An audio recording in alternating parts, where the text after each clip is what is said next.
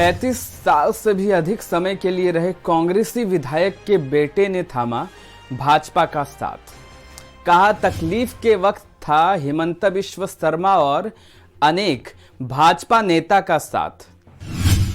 कहा कांग्रेस के लीडरशिप में वो पहली वाली बात नहीं है।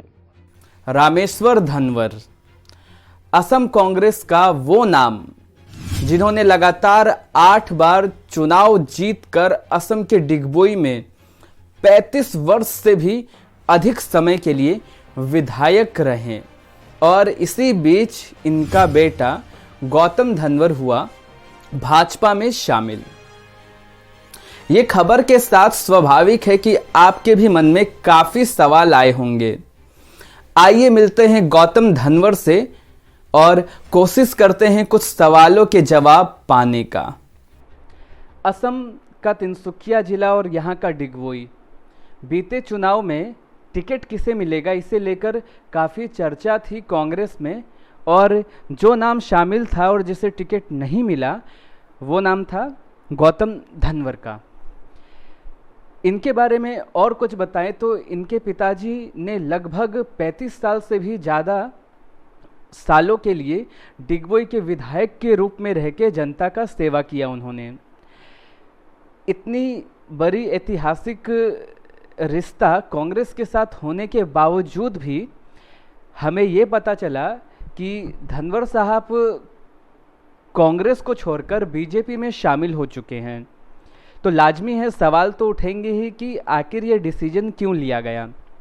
तो आज हम इनके पास आ गए हैं, काफ़ी सवाल करेंगे जिसका जवाब आज इनसे कोशिश करेंगे कि हम आपके सामने प्रस्तुत कर पाएं। नमस्कार। नमस्कार। राजनीतिक इतिहास की बात की जाए आपके परिवार की, तो आपके पिताजी लगभग 35 साल से भी ज़्यादा वक्त के लिए विधायक के रूप में डिगबोई में थे और 35 साल से ज़्यादा वक्त के लिए रहे हैं, तो इसमें कोई दो राय नहीं हो सकती कि लोग उन्हें पसंद करते थे क्योंकि ये काफ़ी लंबा समय था। अब ये खबर आ रही है कि अब आप कांग्रेस के साथ नहीं हैं, आपने बीजेपी में आप शामिल हो गए। क्या कारण हो सकता है ये डिसीजन का? देखिए आनंद जी, मेरा पिताजी करीब 38 साल 38 इयर्स डिगबोई से जीत के गए हैं और वो विधायक थे, 38 इयर्स विधायक थे। उस वक्त का जो कांग्रेस और लास्ट वो जब तक थे तब तक मैं बोल सकता हूँ कि कांग्रेस का लीडरशिप एक विजन था, लीडरशिप था, लेकिन धीरे धीरे ये कांग्रेस लीडरशिप ख़त्म हो चुका है।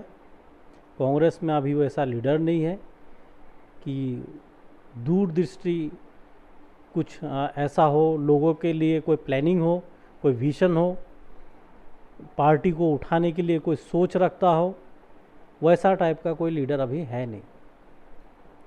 टिकट नहीं मिला वो अलग बात है, टिकट मिलना ना मिलना वो अलग। टिकट तो बहुत सारे लोग चाहते हैं, मिलता है किसी एक को है, लेकिन टिकट दिया किसको है, क्यों दिया गया है और उसका जिताने के लिए स्ट्रेटेजी पार्टी के पास क्या है, ये सब सवाल उठता है।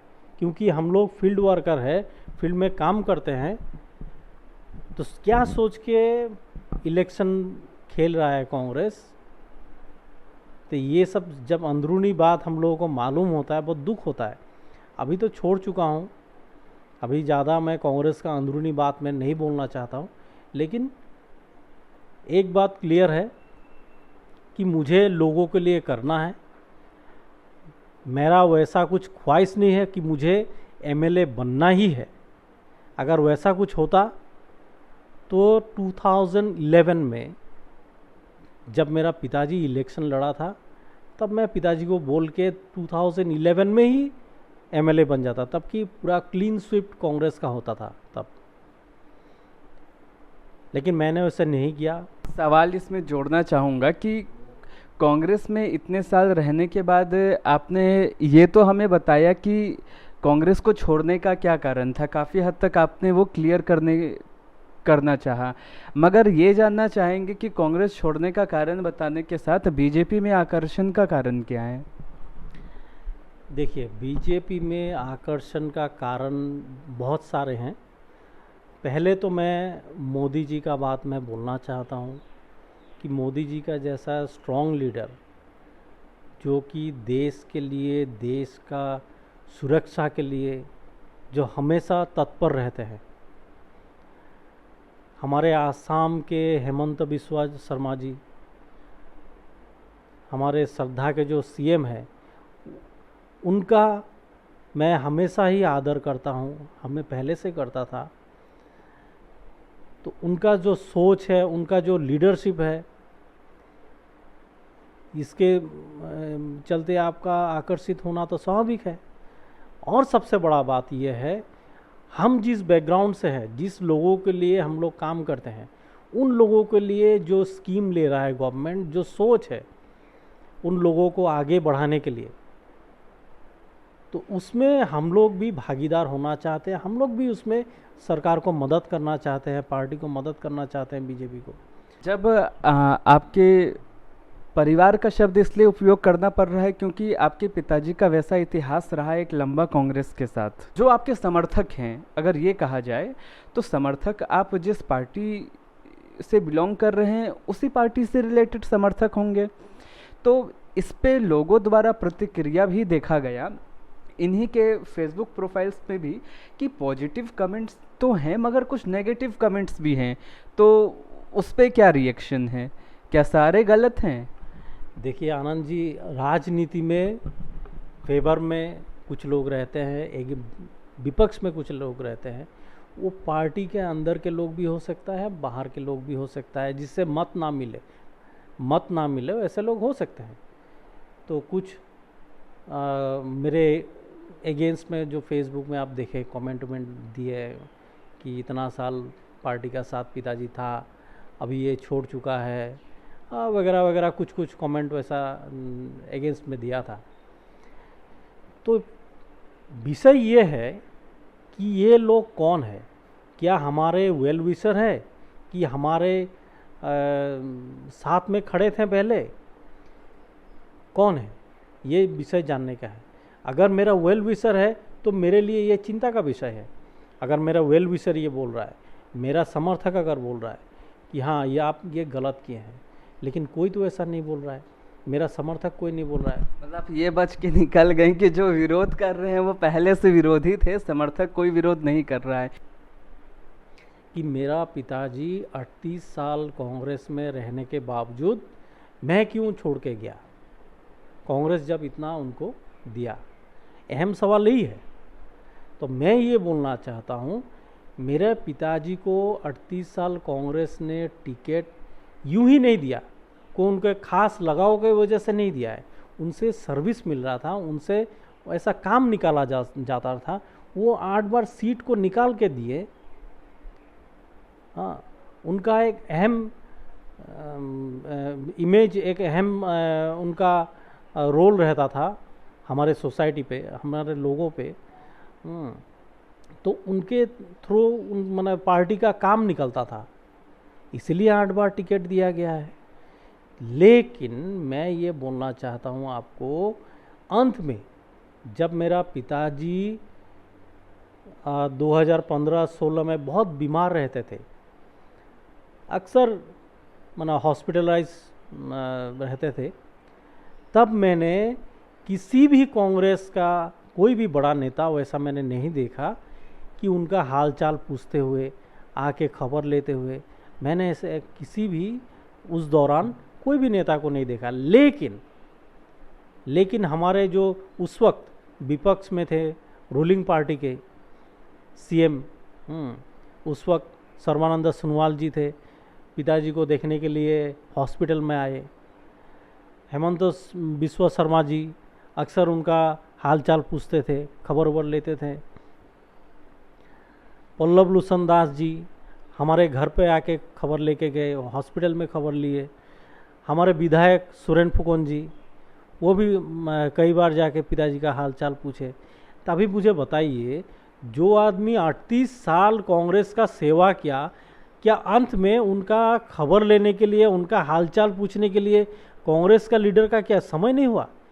बहुत ही मतलब संवेदनशील है जो बात, जो जानकारी आपने दी।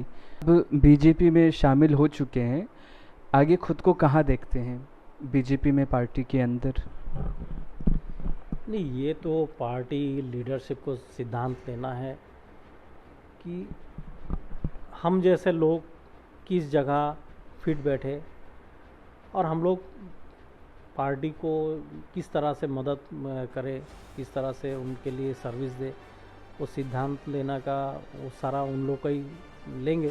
तो पार्टी मेहनत कर रहा है, बागान में जाइए, आप बागान में जैसा घर घर पानी पहुंचाने का स्कीम ले रहा है, रास्ता बन रहा है, स्ट्रीट लाइट दे रहा है।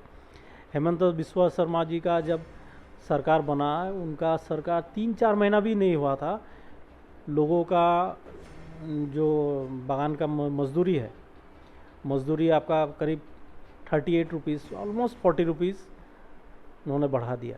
अगर भविष्य में पार्टी द्वारा आपको अगर ऐसी कोई पोजीशनिंग मिलती है जहां पर आपकी जवाबदेही जनता के लिए बन जाती है, और आप वो कुछ दिन पहले थे जो सवाल करते थे सरकार से, और आपको कोई ऐसा पोजीशन मिल गया, मान लीजिए आप डिगबोई के विधायक ही बन गए, आपने इतने सालों डिगबोई के विधायक से सवाल किया, विपक्ष में रह गए, और आप वहाँ आए, तो क्या आपको लगता है जो सवाल आपके मन में विपक्ष के रूप में थे, सत्ता पक्ष में आके वो सारे सवालों का समाधान हो जाएगा, या लोगों के लिए एक ही रहेगा?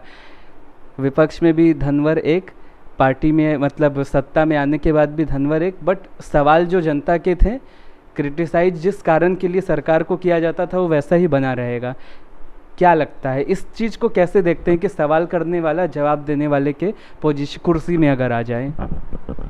नहीं, वो तो ठीक है, लेकिन मेरा जो सोच है, मैं ये सोचता हूँ कि जो गरीब लोग हैं, जो पिछड़ा हुआ लोग है, उनका लाइफस्टाइल थोड़ा बेहतर हो, अच्छा हो, बस उसी विजन में, उसी आपका लक्ष्य में हम लोग काम करते हैं। अगर आप ये एक सवाल आप पूछे कि आपको विधायक बना दिया जाए, लेकिन मैं आपको ये क्लियर कर देना चाहता हूँ, मेरा वैसा कोई लक्ष्य नहीं है। और हमारा जो अभी जो प्रेजेंट जो विधायक है, बहुत अच्छा व्यक्ति है। सुरेन फुकन जी का साथ मेरा व्यक्तिगत रिलेशन बहुत अच्छा है। जब मैं ज्वाइन करने जा रहा था, मैं सुरेन फुकन जी से मेरा फ़ोन में बातचीत हुआ, और उसका पहले भी, मेरे ज्वाइनिंग से पहले भी सुरेन फुकन जी मुझे बताए थे कि आप आइए, बीजेपी में आइए, ज्वाइन कीजिए, बीजेपी में साथ में मिलकर काम करता है। तो वो एक उनका साथ एक घरेलू रिलेशन एक है, इसलिए वो बोले थे, और उनका साथ मेरा व्यक्तिगत बहुत अच्छा है। सवाल थे जो हमने इनसे पूछे, और हमें आशा है कि इनके जो जवाब थे ज्यादातर लोग उनसे संतुष्ट होंगे। जाते जाते दर्शक को आप अपने तरफ से क्या कहना चाहेंगे? मैं सभी को धन्यवाद देता हूं, मैं अपनी ओर से, कि आप लोग इतना समय से मेरा बात सुने धैर्य से, और ये मेरा कोई जितना भी मैं बात एक्सप्रेस किया हूँ, मैं अपनी तरफ से जितना भी बात मैं बोला हूँ, ये कोई मेरा पॉलिटिकल ओपिनियन नहीं है, ये मेरा व्यक्तिगत मेरा दिल से निकला हुआ बात है।